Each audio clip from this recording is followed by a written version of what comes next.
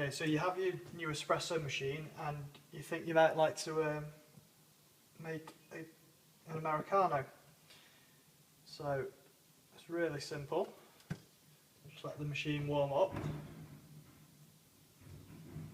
Just takes a few seconds to get ready.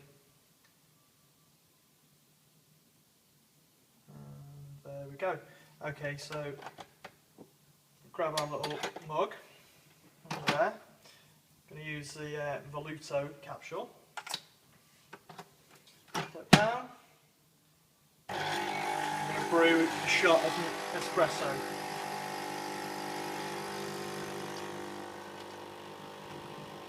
Just let that pull through.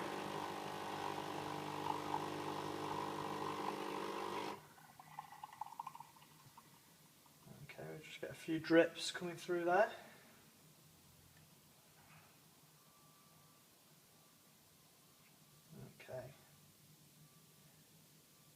I'll expel the cartridge, put it down, and then we press for the long shot of water.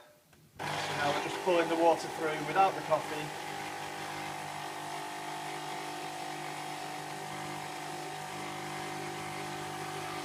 Soften it up.